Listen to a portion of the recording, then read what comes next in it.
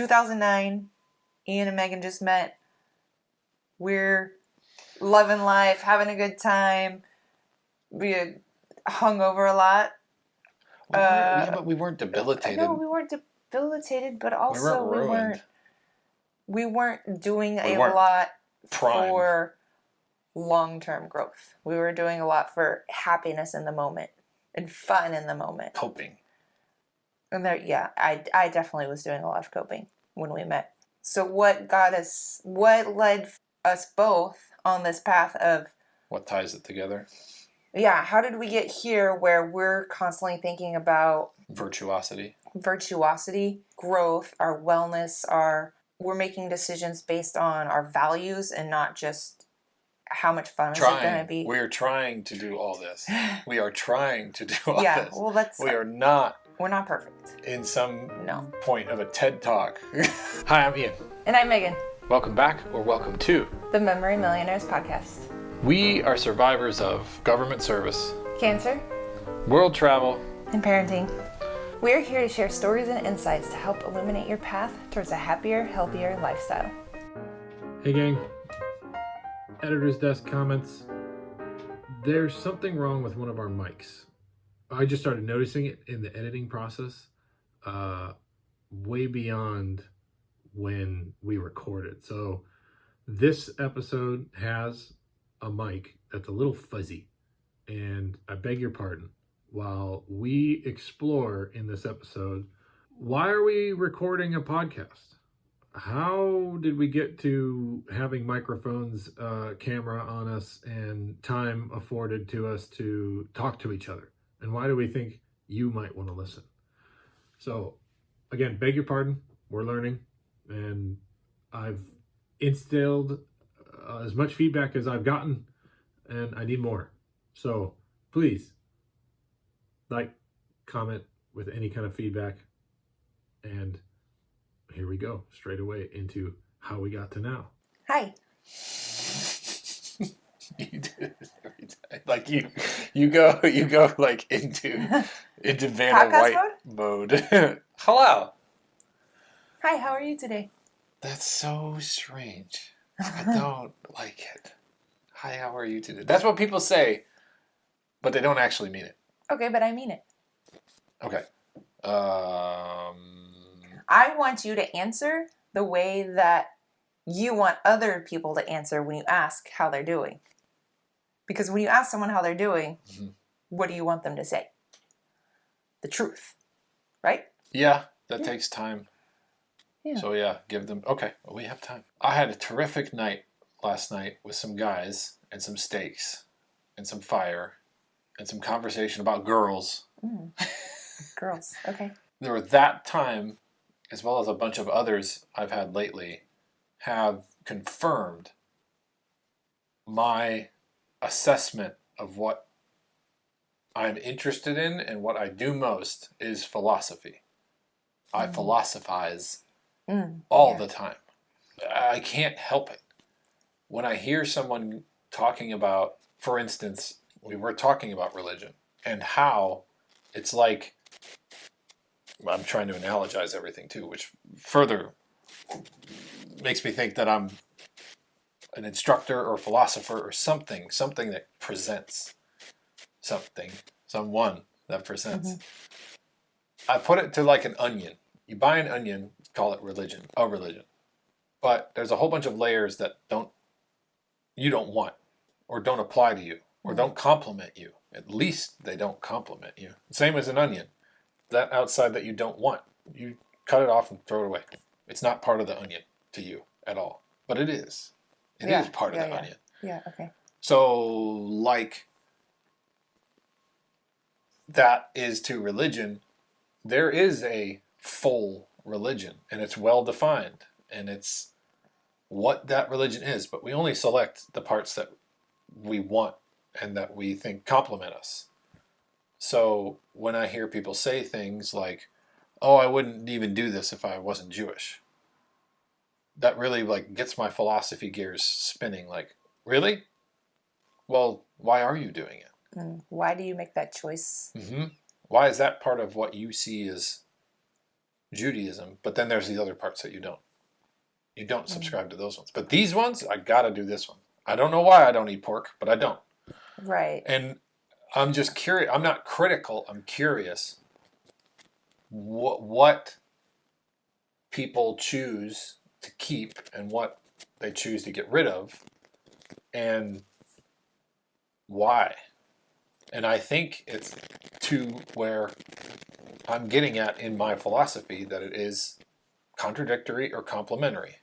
And it's only up to them. It's not up to their religion even. Right. And the religion even tells them this is a complementary thing. And they say, no, it's not. Well, it is not just religion. It's many aspects of people's lives. Like, religion is an easy analogy to make because it does have those rules, guidelines, whatever we're calling them. But this applies to like your behavior as a male and my behavior as a mother and someone else's behavior as, whatever identity they subscribe to, or they. What the complementary or contradictory, or what we keep and what we don't. Yeah, what we keep and what we don't is like there's different aspects of what it means to be a man that some men will hold on to. But I don't think there's no doctrine. It's not an onion. Okay. The be a man is like dynamic, but the religion I'm curious most about because there are doctrines, but we are fallible people, and we aren't perfect at following the doctrines. Yeah. So when someone chooses to follow some of it and not the rest of it, and then say they only do it because it's called Jewish, they're called Jewish, I don't think that's true. And I think they're giving up what is true for everyone, which is that you have a choice. And you're giving it up. You're giving up your choice. You are making it. You are making it. You are choosing not to do anything on Saturday. Why? Just because you're Jewish? No, there's complementary things to it. And I think handing over that power of choice to other things is a crime. Yeah. And this isn't just Judaism. This is everything. All religions. A lot more than just religion. Yeah, a lot. Like I was saying, more than just religion. Other things that we the choice identify with is that the choice. Well, I'm this type of person, but I don't do these certain things. I only do the things that... Well, any title. You can be a father, you can be a mother, you can be a boss, you can be a worker, you can be a scholar, student. In all these things, you have choice to do them or not. Even. Like that means they're not as significant. Like the titles aren't as significant as you acting in them. The choices you make in them. So what I'm paying attention to is that when people give up the fact that they made choices, when they give it up and say, I don't know why I did that. I don't believe them. They have something. They have a reason. They have some reason. So, do you believe that you have always been drawn to this kind of philosophy mindset? Have you always been a philosopher, or is that something that's... I don't think so. So what drew you to, or what changed in your life where now you feel like you're more of a philosopher? And because you made a choice to be Ian the philosopher instead of Ian the beer guy, right? So how did you get to this point? People that have known us for a long time have probably seen a growth, a change from the people they met. Like the people we met, you were not. Yeah. You were not.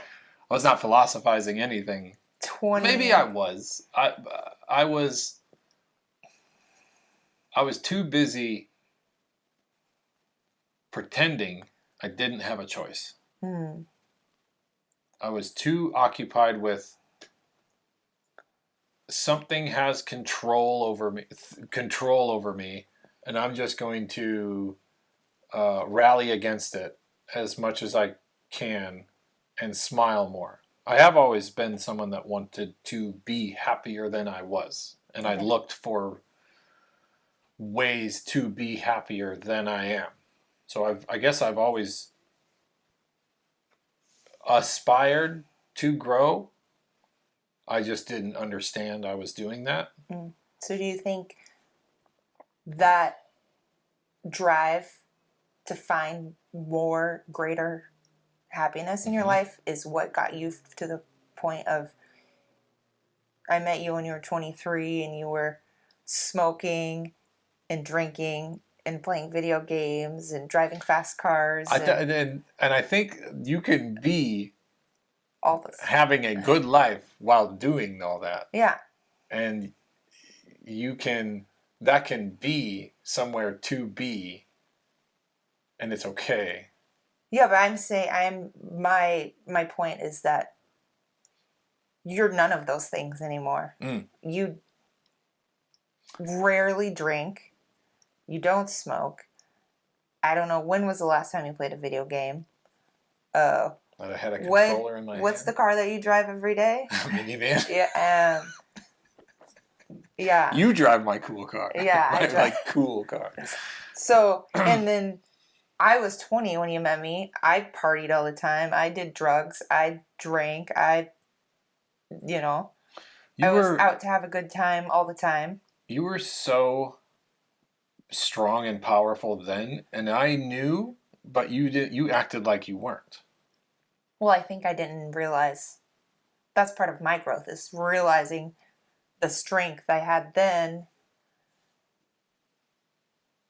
That I had the strength then, but not really coming into and realizing I had that strength. What would you have said to your boss?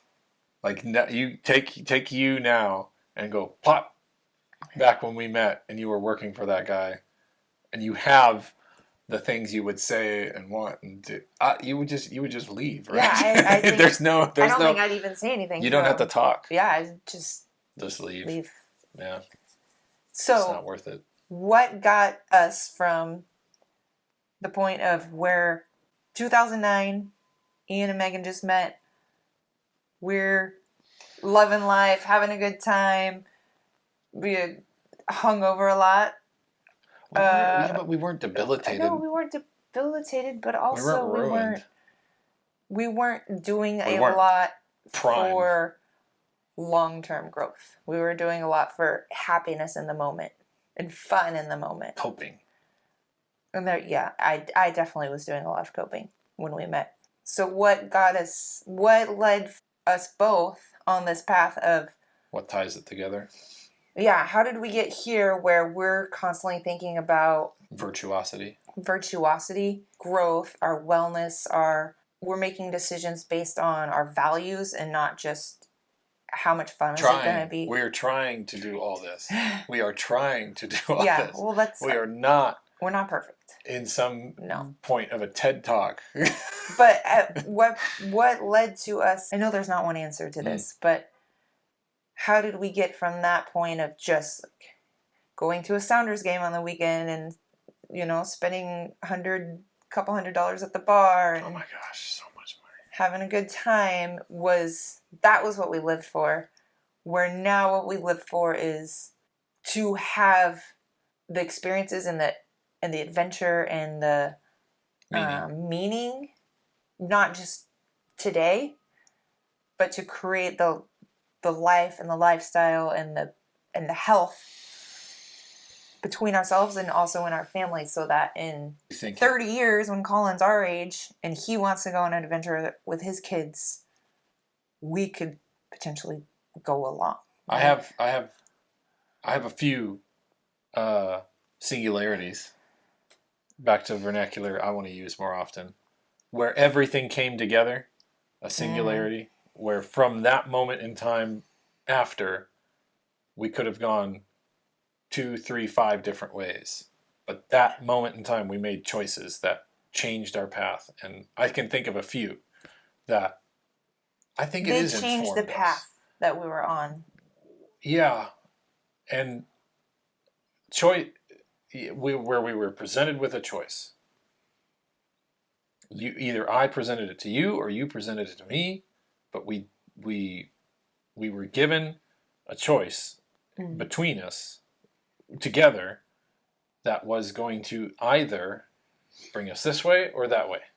And I think the two of us, having had experiences of uprooting and drastic change, gone through those things and out of our control even. Well, yours was, some of mine were. Yours was a choice.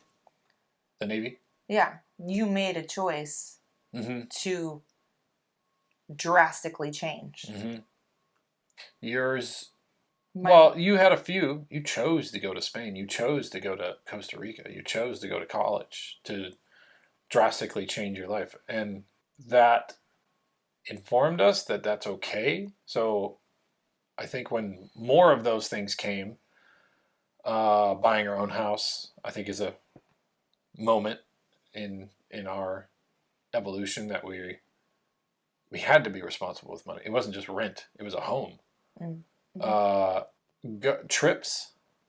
I think the long coastal road trip we did together, where at the end we were just tired of the trip, we weren't tired of each other, made a big impact on us. Like we went in a different direction after that. The Cottywomple, for sure. I mean that one. I love this part of the story that it was just one message. Yeah. One message changed the course. And it's just one a paragraph, not even a paragraph. No, a sentence. It's a sentence. A sentence can change a question can change your life forever. Yeah. And then becoming parents. So I think there's other things that happen in there that have influenced. Oh, cancer. This as well. Cancer diagnosis. Oh my gosh. 6. That's funny. We must be doing well then with it. If I didn't even put it on like. We're doing all right. I put the Cottywomple for like way before that. That actually that wasn't even the thing on my mind either. But that was a huge. Cancer. Change. For Cancer me. wasn't on your mind either. No. Wow. But that was a huge change in my life where I assessed everything I'd done to that point. I was like, what decisions did I make that got me here? And what decisions do I need to make different from this point forward? It's the wake of a ship. Yeah. What to do because going forward. Realizing that I'll never know if it is something that I did or if it's genetic for certain. But I know that whatever happened in the past, I can't change it. I can only control my health moving forward. And we got a similar lesson when your dad passed away. It's a good thing you're here. It's not that I forgot about it. I just didn't put it so high. We had these examples of how important our health is. For me, that was the first step. Like being diagnosed with cancer and then not wanting it to go a certain way. I was very against, I don't want to do chemo. I don't want to have surgery. I want to try to manage this on my own. Yeah, and I even resisted that. And being able to take that control over myself, my body, and make those choices. And it's the way I tell the story. And that was probably my biggest change was that. I mean, all the other stuff plays into it. Living in a hotel while having been transported across the country in the back of a pickup truck. Oh, yeah. Everything plays a part, but the one thing that really changed the trajectory of what I'm doing isn't complementary was getting a cancer diagnosis and then learning all of the things that are going to make cancer worse. I'm like, oh, what I do on this, Tuesday. I do this, I what do I do this. on Wednesday. I don't do enough of this. Like, and it was easy at that point to make the change. Like, the day-to-day decisions were still hard. Like, oh, I really want to eat this pastry or, these donuts that someone brought to work. But I know that I need to change my diet to control this. You know that contradicts the future self you can see. Because you can see yourself getting better by making complementary choices. That's what I'm on about. That's what I want to help people do. They can see it. You talking to your best friend, they'll tell you what they'd rather be doing. Mm-hmm. And no one has the balls to call them on it. no one corrects them and say, hey, you just said that you did great for 5 days this week and then you had 2 cheat days. You're doing better than not. So don't cheat. I don't think you should cheat. What could you eat instead of that donut that's still, savory and tasty? You can make a muffin.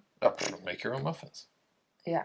And that kind of that kind of short sells life coach, because I need to present tools too. I can't come empty-handed and just listen.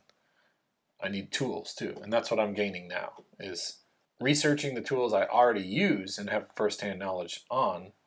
We have firsthand knowledge on movement, mindset, nutrition, sleep. Oh my gosh, I'm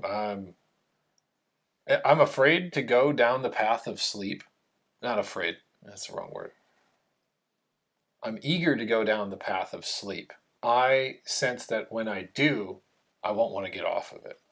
It's so fascinating to me. Well, and just knowing how much of an effect your sleep has on your system, your whole system, your digestion, your cognition, your performance, your everything.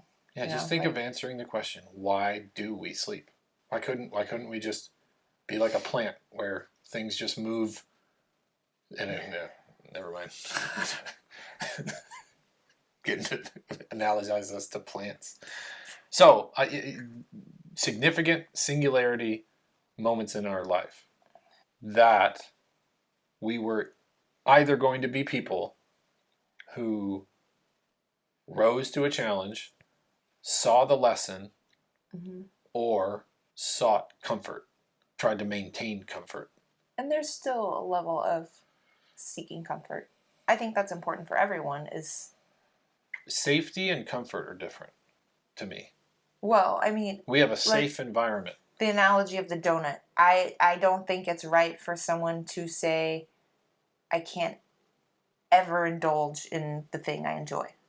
No. Right. Like, right.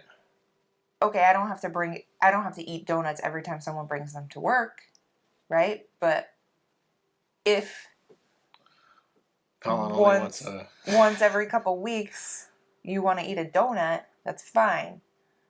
I don't think that grace. There's grace, but there's also a balance of, yes, I want the majority of my decisions to be virtuous and complementary.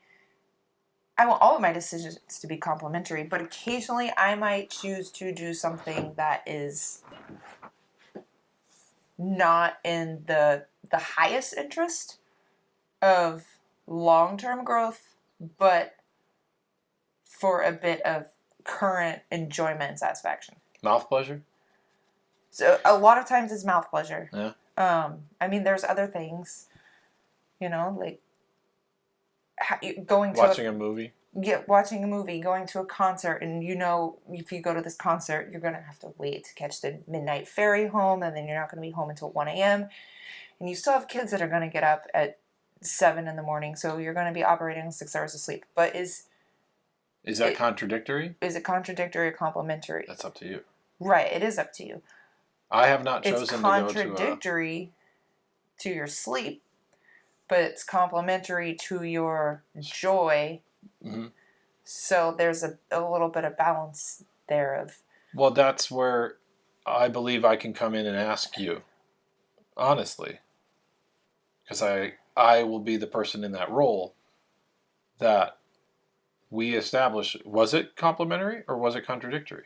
Right. But I'm just saying that we can't just blanket state always choose sleep over pleasure. Always choose this over that, because there are times when that pleasure and having that pleasure is going to be complementary. Right. I agree. Seeking comfort by only seeking comfort, I believe that's contradictory to the people I'm talking to, Right, because but they I'm not- see themselves as better. And inside the seeking of comfort is no growth. Right. I'm not talking about always seeking comfort. I'm talking about Contradictory or complementary. occasionally it comes up where I want to do this thing, I want to eat this thing, I want to go have this experience. Is the donut complementary? And the donut's not complimentary if I eat the donut every day. But if I am with my best friend and we pass the Hootenanny donut shop that's got the world's best maple donut, right? It's going to be contradictory if I were to do that every day. But it also might be contradictory if I tell my best friend who's like, let's go in this donut shop. No, I don't eat donuts. I'm not going to go in the donut shop. Like, but I really would like to eat that donut. Right? Like, this so often comes up as an analogy. Donuts. Poor donuts. I was thinking of donuts because I was thinking of one of the circumstances of that we both were in a lot for a time in our lives, and I think also influenced a change in both of us was where did you get donuts most often? Shipyard. Shipyard. Yeah. What did you see a lot of at the shipyard? Oh, what did I see a lot of? Did you see a lot of complementary choices being made or a lot of contradictory choices being made? Lots of contradictory choices being made. That was like the heartbeat of the shipyard is contradictory choices. Yeah, and that was where I was working when I was diagnosed with cancer, and I'm looking around at all these people. Right, and these were contradictory choices they advertised. I didn't assess them and say you are making contradictory choices. They advertise often, vocally, that they're doing something they shouldn't. Yes. All the time. And that was that. I mean, being in that environment 5 days a week, spending a majority of it's exhausting. time there and around. Not everyone there is that way, but the majority of people. And there's that a little bit of so-and-so's complaining, and then I'm just going to join in on the complaining and the bullshitting and the shit talking. But being in that environment 40 hours plus a week made it really easy when you said, let's quit these jobs. Just say, I don't want to spend my days around the negativity and the poor health and the behaviors. Pressure. Yeah. So we talk about how we got here.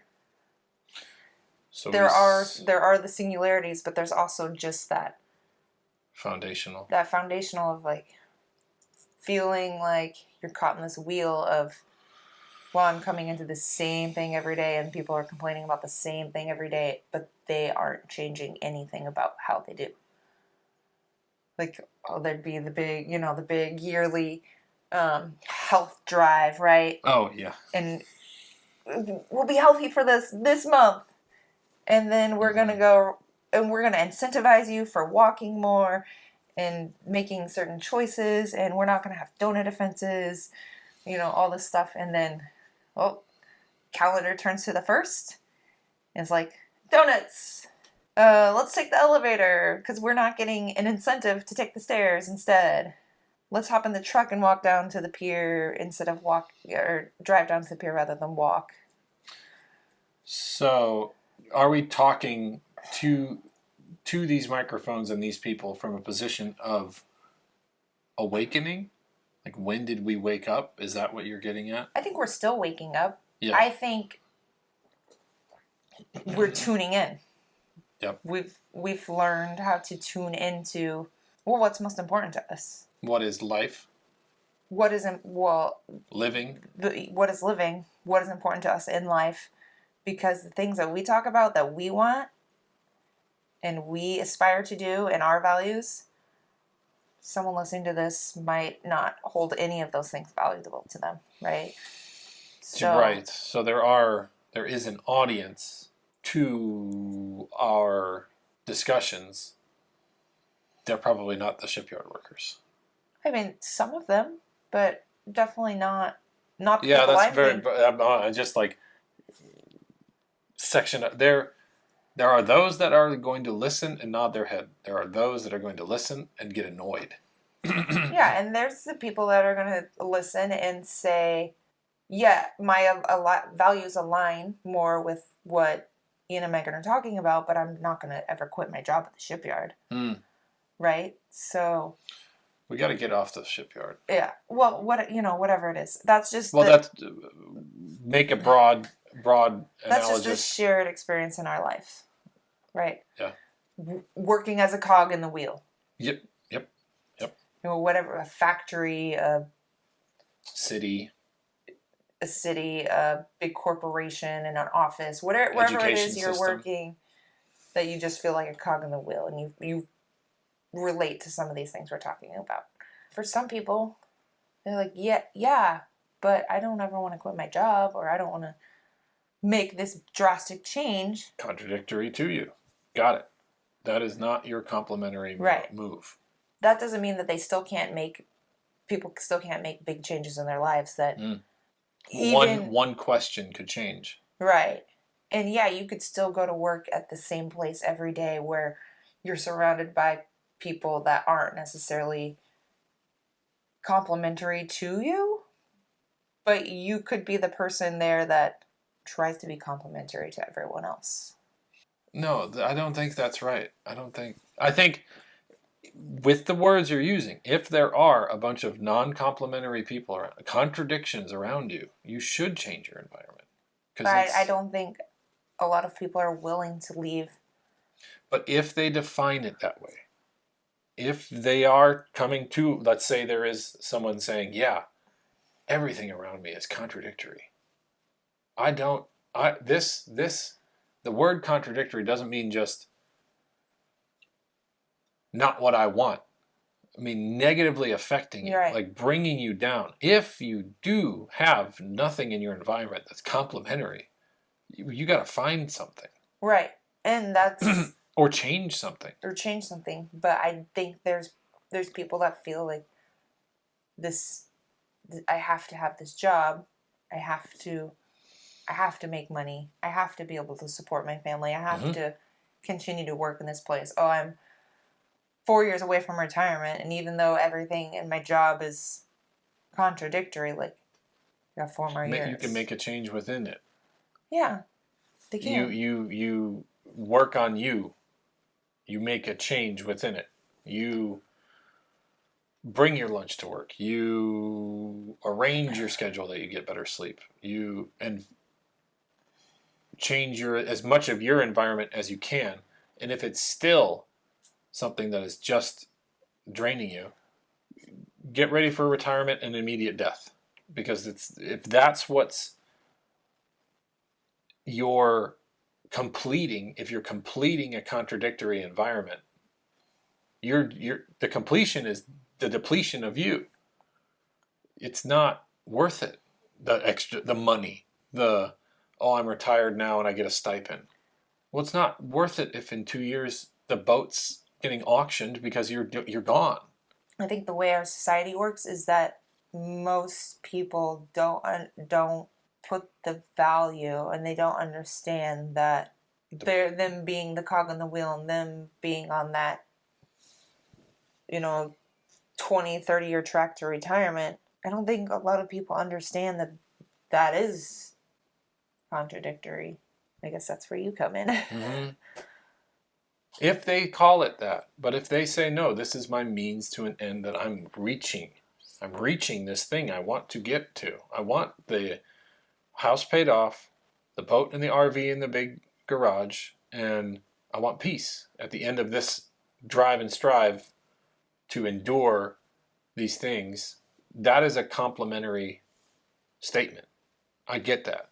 You've called it complementary. But if they say, I can't stand my job, I don't like working there, I don't know what I'm working towards, everything is contradictory around me. Well, got it. We need a change. Mm-hmm. You need to see a change. That isn't what's happening, because you're calling it contradictory. And if it's contradictory, it's only destroying you. And it's not, you and I theorizing someone is almost useless. We're all so dynamic. Like the advice we've gotten actually inside coaching is to create some archetypes. Yeah, create your ideal client. Create your ideal client. I'll assume a few things. You can assume a few things about client A, B, C, D, and F.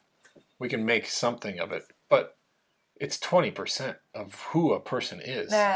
For me, it feels like a waste of time, because everyone that comes to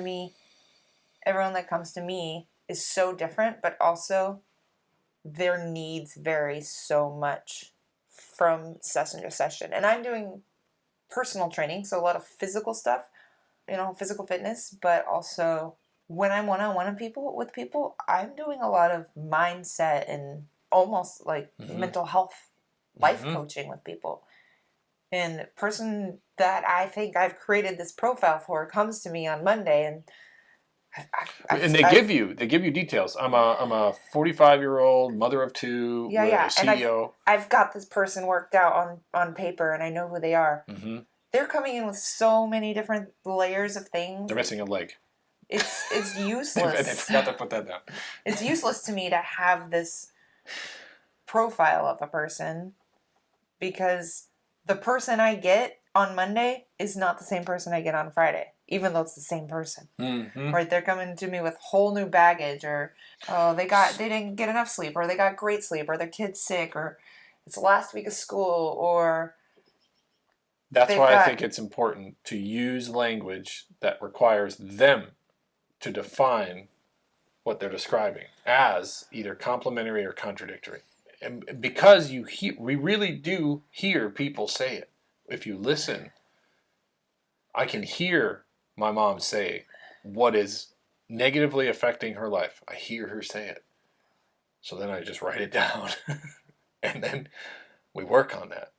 And it seems an oversimplification, but I think we get wrapped around a story that we're telling ourselves, we're seeing is happening, categorizing it in our brain as something, and then telling someone else about it as a contradiction to their life. They're just stuck there. And no one's grabbing them by the shirt, touching them, or reviewing it with them and saying, you just said you spend all night eating Oreos, watching YouTube, but everything's okay. It doesn't sound like it. You told me those things for a reason. So now we need that tool of good listening and broad words that only they can define. So you have something similar in physical training. You've got movement. Mm-hmm. If you can't pop, lock, and drop it, if you can't pass the squat test, you don't pass the squat test. If the person tells me they're unhappy, we move from there. That did categorize them in a way, but yeah, the details of how to move forward from that are just dynamic, incredibly dynamic. So then I start sprinkling tools, better sleep, breath work, nutrition change, movement, and seeing which one they pick up on, are most curious about, similar to your people. You put weight on them, and they're like, I can lift 10 pounds doing this? They get curious about it, and now they're on the path, and we just need to correct them on that path. There's dropping in the tools, but there's also, like you said, finding those things. You don't feel good every morning after you stayed up and ate Oreos last night. That plays into the nutrition, but that also is just like an easy behavior of like, all right, tonight don't eat any Oreos. So you can still watch your YouTube, but don't eat the Oreos and tell me how you feel tomorrow. Right? Okay, you still felt crappy after your night of YouTube? All right, so... Well, then I use different words. I would say, what could you do? What could you do and would you do? Oh, yeah, mostly what would you do? Well, first talk about what could. Yeah. Would you take out the Oreos? Would you take out the YouTube? Both? Okay, try one. Yeah. Neither? Okay. How are you going to sleep? I move on. They're not going to take out the Oreos or YouTube. How do you sleep? Do you sleep 4 hours? Let's get it to 6. That could change everything. You might digest the Oreos out by the morning. We're getting away from how we got here. We feel inclined to coach people toward where we are because we've coached ourselves to where we are, and we were broadly defined styles of people we see and hear from. Yeah. The casual drinker, the sports fanatic, the workaholic, what else have we been? Party animal. Party animal. Okay, I said casual drinker. No, we were partying. Yeah, I was going to say we were heavy drinkers. The heavy drinkers. Drug abusers. We learned tools to apply to ourselves that appear to apply broadly. Yeah. And our ability to identify with those different archetypes inclines us to share. Yeah, and some of the things we've done seem really drastic. But most of what we've done to get to this point isn't big, drastic changes. Like the Codywumple, quitting our jobs, selling all our stuff, doing the Codywumple. That's a big change. Cutting sugar out entirely. Cutting sugar out. Trying the keto diet, actually. But not eating any Working sugar out 5 days a for week. most people is going to be a drastic change, honestly. But getting up and going for a walk 20 minutes a day, that's not a big change. Replacing one soda a day if you're a soda drinker, or replacing whatever your beverage of choice is with water. Changing your shoes. Changing the shoes you wear, changing how you breathe. Changing what furniture's in your house. Yeah, like a lot of the changes that we've made aren't that big. It's really small stuff that has gotten us to the point where to us. Well, in hindsight too, give yourself credit in that time that it was difficult to cut sugar out. Oh yeah, I think sugar's... You mean approachable. It wasn't easy task, but it was a easy find. Yeah, and I honestly think cutting out sugar is something that would be very daunting for most people. I like sugar. I think that isn't something that's approachable. Because... All right, now we're getting on a tangent. That's a whole nother tangent, yeah. But I think there are so many little changes that we made that people could easily... Why you? Why Memory Millionaires? Why us? Well, we've lived the experience of being all the things. Being broke, wealthy, busy, tired, unhealthy, bored, healthy, unhealthy. We've been in a lot of different places. We've experienced a lot of different things. I've worked with a lot of different people, from preschoolers up to my oldest client right now is 75 years old.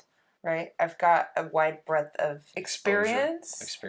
And No, I don't. I think that's a very long explanation. So I think why us is because I have gone through making changes in my life to get myself from who I was to who I am now, and I don't want anyone to be who I am now, but I think that who you were is someone you can help.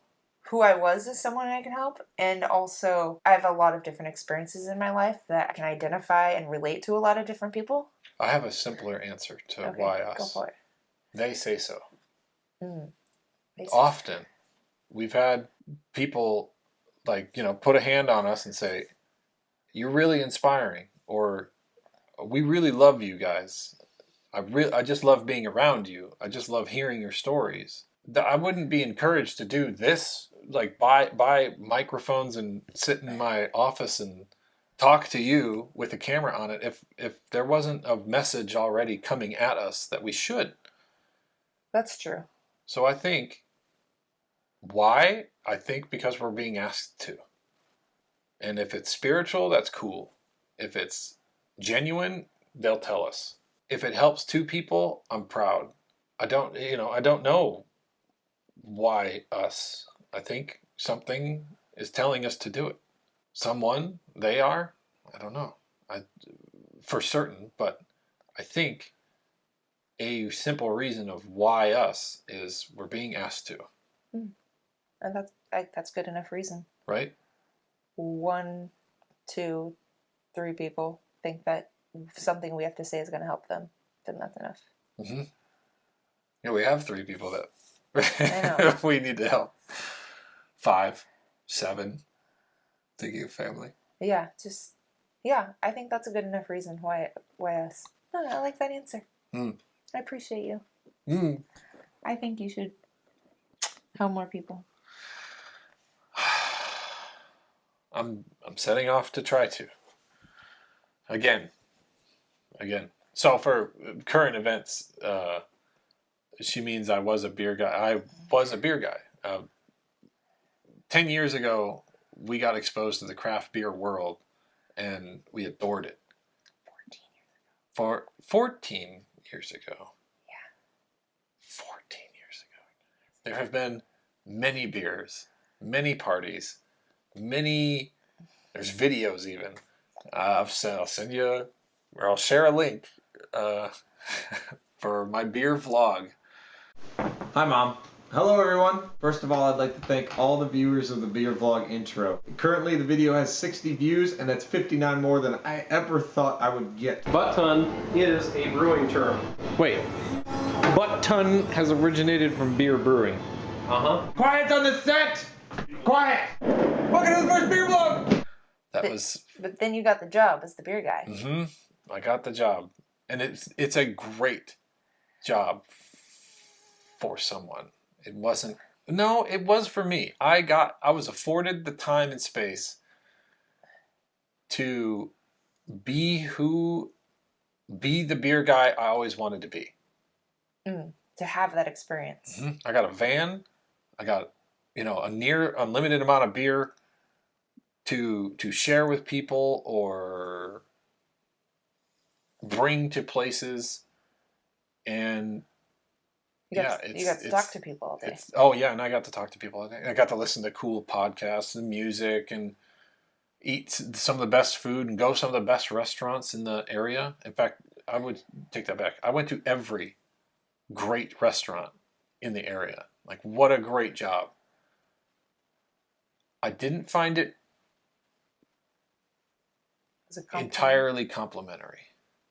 There were complimentary portions. I just listed a few of them. Yeah. But there were some other contradictory things. And to who I am now. To who you are now. In the past, I did idealize this future self I occupied of beer guy. And it was just the wrong time. If you needed to prescribe when Ian would have been the best beer guy, it wouldn't be now. All that getting to now, if I've been reasonably good at everything I've set out to do, there's one thing I wasn't, and it was a coach, and it's because I sought comfort. I didn't lean in deeper into. It's going to be hard to be a coach. Mm-hmm. It is hard to be a coach. And I've been doing it for almost 2 years now, and it's still hard. And still some days I think, I'm so proud of you, though. I'm not very good at this. I'm so proud. I was standing in there with you as you set up for your class, and you had, a smile on your face and your tunes playing, and no one showed up, and it made me sad that someone didn't It's okay. get to Well, for them, you had fun. You had fun day. You did what you had to do, and we went and had time together. But I feel for the people who aren't coming to what is potentially going to change them forever. And maybe that's what's driving me to be a coach, is that I've seen enough times that something can change your path. Something can give you a singularity in your life where you're like, everything came down to this one time when I sat down with this life coach and he changed my life forever. That sounds great, but it was a sentence in between you and I. It was a party that your mom was at and just saw the future for you and said, this is not what I want. I'm leaving this place. It was a pregnancy or a baby being born for someone else. It was their father dying, and they had a singularity and they didn't know which way to go. And I think when they can get someone like you and they come in and say, oh, I'm so nervous about this mom's class, and oh, wow, I can actually do this stuff. Oh, wow, she's telling me that I just need to change my words, and I'm doing it. I'm picking up my kids and I'm throwing them in the air. I want to provide more opportunity for people to go in the path they call complementary. They call, not me. That's rude. Telling someone else what to do.